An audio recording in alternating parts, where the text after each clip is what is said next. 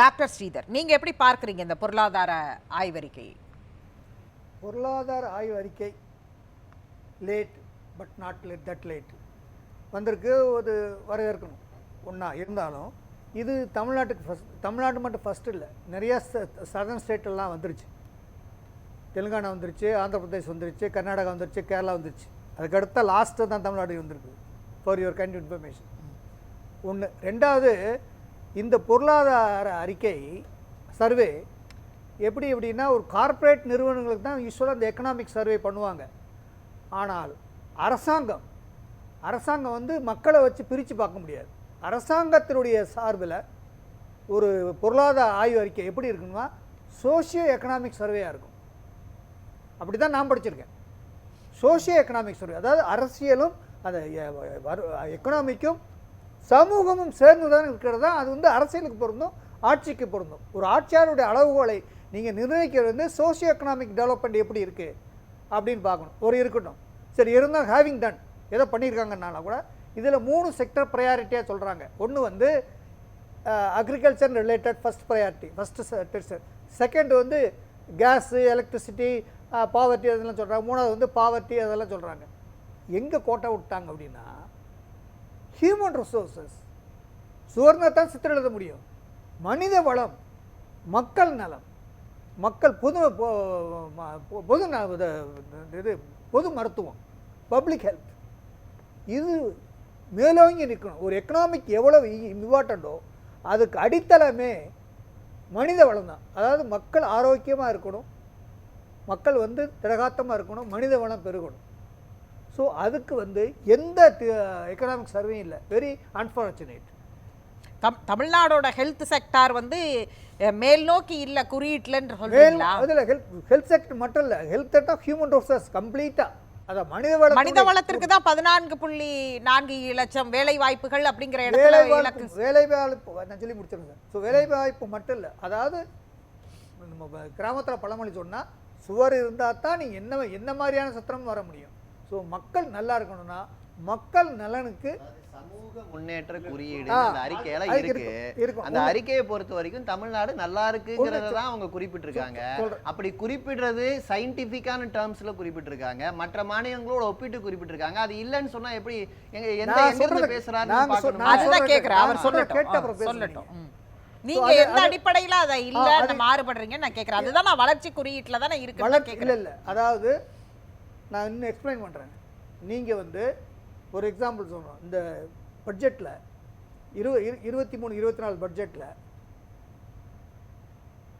மக்கள் நலன், பொது நலன், பொது சுகாதாரத்தில் நீங்கள் வந்து வருவாய் பார்க்குறீங்க.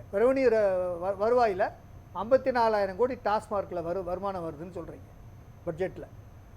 நீங்கள் என்ன பண்ணு 54,000 கோடி இந்த வருமானம் அரசுக்கு வருது, பல திட்டங்களுக்கு செய்கிறோம் அப்படின்னு சொல்கிறீங்க, வரவேற்கிறோம், ரைட்டு.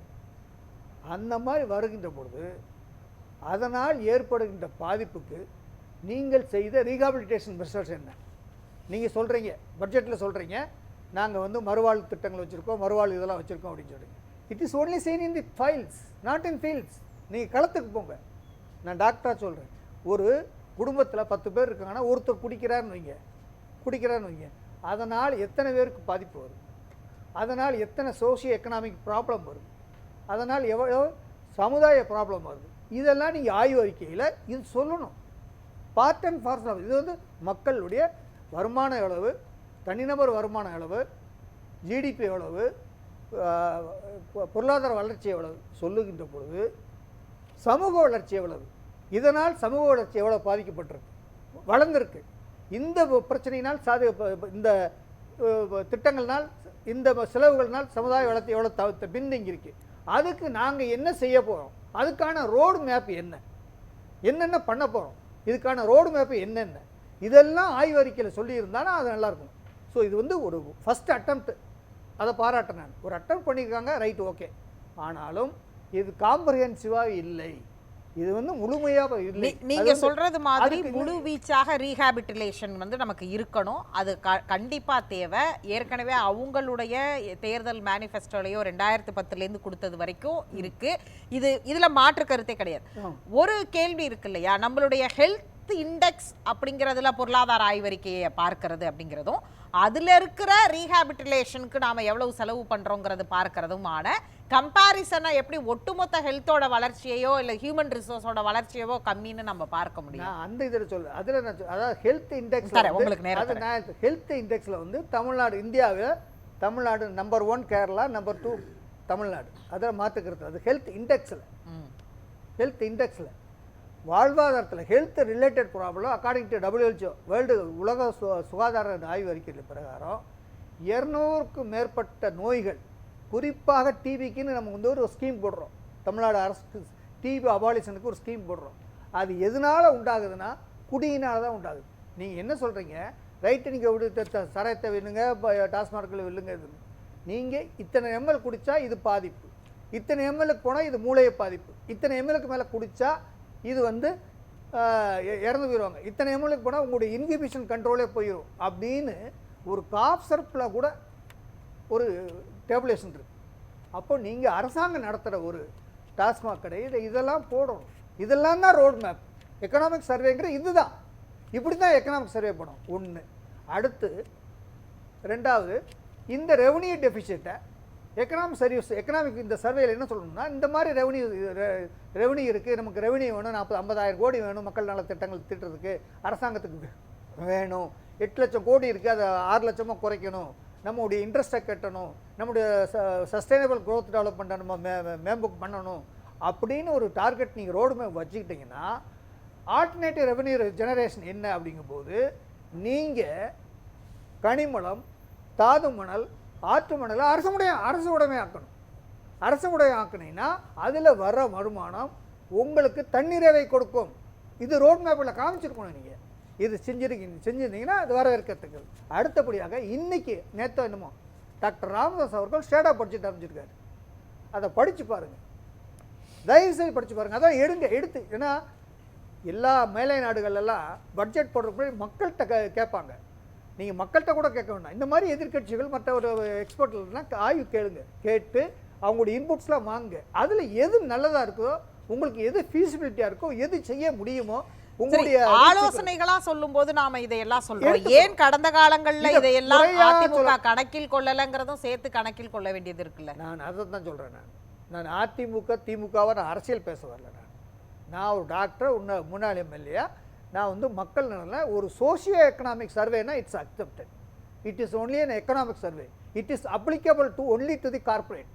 ஒரு எனக்கு தெரிஞ்ச அதோட மெயின் அஜெண்டாவே சஸ்டைனபிலிட்டி டெவலப்மெண்ட் கோலை வச்சு எல்லாருக்குமான அப்படிங்கறத சொல்லும் பொழுது அப்புறம் எப்படி அது சோஷியோ எக்கனாமிக் சர்வே? அதுல வந்து இத நான் சொல்லி முடிச்சு அழகா இப்ப எல்லாத்தையும் கோஜென்ட்டாக சொல்லிட்டு இருக்காரு.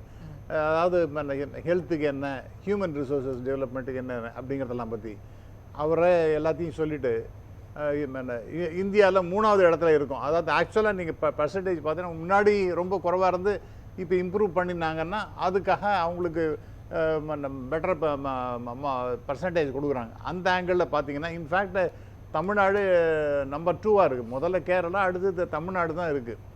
அது இந்த SD UN sustainable development goal நம்முடைய அச்சீவ்மெண்ட்டு, ஹியூமன் ரிசோர்ஸஸ் அதை பற்றி சொல்கிறார் பாருங்கள். அதெல்லாம் அதில் இருக்குது. அதான் எல்லாத்தையும் திருப்பி இதெல்லாம் நிறைய பேசியிருக்கோம். நம்ம இங்கேயே நம்ம பேசியிருக்கோம். ஒரு 4-5 மாதத்துக்கு முன்னாடி சஸ்டைனபிள் டெவலப்மெண்ட் கோல் நம்முடைய சஸ்டைனபிலிட்டி டெவலப்மெண்ட் கோல்னே திரும்ப திரும்ப சொல்றோம். எக்ஸாக்ட்லி. அதனால அவர் அச்சீவ்மெண்ட்ஸ் ஆர் ரியலி ஃபேபுலஸ். அதனால் என்னென்னா நீங்கள் சர்வே பண்ணுறது நான் டிஸ்கரேஜ் பண்ணலை, ஒரு சஜஷன் தான் சொல்கிறேன். அதாவது வந்து சோஷியோ எக்கனாமிக் க்ரோத்தை பண்ணி நீங்கள் alternative revenue generation mechanism like காது மணல், ஆற்று மணல், கனிம வளங்களை அரசு உடைமையாக்கி டெண்டர் விடாம அதற்கான சட்டம் அது அமைக்கப்பட்டது எப்படியான ஒன்றா இருந்தது, நீதிமன்றங்கள் அது என்னவா இருக்குங்கிறத சேர்த்து கணக்கில் கொள்ளணும் தானே. அதான் அதுக்கு தான் கான்ஸ்டிடியூஷனல் ப்ரொவிஷன், ஒரே கான்ஸ்டிடியூஷனல் ப்ரொவிஷன் இருந்தாலும் ஸ்டேட் பாலிசின்னு ஒன்று இருக்குது. அந்த பாலிசியில் அரசுடைய மாநில நலனை கருத்தி அரசாங்கம் சட்டம் தியற்றலாம், அது நீதிமன்றத்திலும் தாக்குப்பிடிக்க நிற்கும். அந்த மாதிரி திட்டங்கள் கொண்டு நிதி ஆதாரத்தை பெருக்குவதற்கு, ஃபிஸ்கல் டெபிசிட்டை குறைப்பதற்கும் வந்து வழிவகுக்கணும்னா நீங்கள் இந்த மாதிரி ஒரு எக்கனாமிக் சர்வேயில் இந்த மாதிரி ஆல்டர்னேட்டிவ் புது புது ஐடியாக்களை நீங்கள் கொண்டு வந்து சேர்த்தீங்கன்னா நிறைய ஐடியா சூர்யா சொல்ல தயாரா இருக்கிறாரு. 50 நிமிஷமா பார்த்துட்டு உட்காந்துருக்காரு. நீங்க முடிச்சிருங்க. நான் ரொம்ப சிம்பிள். இவர் பேசுனது எல்லாமே நாளைக்கு பட்ஜெட் வந்ததுக்கு பிறகு பேச வேண்டிய விஷயம். நம்ம வந்து ஒரு ஆய்வறிக்கையை பேசுறோம்னா இங்க வந்து முதல்ல லிக்வர் பாலிசியை பத்தி இதுல இல்ல, இன்கம் எப்படி ஜென்ரேட் பண்ண போறோங்கிறத பத்தி இன்னைக்கு இல்ல, அது நாளைக்கு வரும். ஆனா சஸ்டைனபிள் டெவலப்மெண்ட் கோல்ல இந்தியா ஒட்டுமொத்தமா சாதிச்சது என்ன, தமிழ்நாடு சாதிப்பது என்னன்னு பார்க்கும்போது தமிழ்நாடு முன்னேறி போயிட்டு இருக்கு. வேற மாநிலம் நீங்க ஒப்பிட முடியும்னா கேரளா மட்டும்தான். கேரளாவும் சரி தமிழ்நாடும் சரி ஒன்றிய ஆட்சிக்கு எதிரான நிலைப்பாட்டை அரசியலாக எடுக்கிற, ஆனால் மக்கள் நலத்திட்டங்கள்ல ஒரே நிலைப்பாடை எடுக்கிற மாநிலங்கள். எனவே இவர் பேசுனது வந்து நாளைக்கு ஏதாவது சொன்னாருன்னா டேட்டாவோட பதில் கொடுக்கலாங்கிறதான் சரியா இருக்கும்னு நினைக்கிறேன்.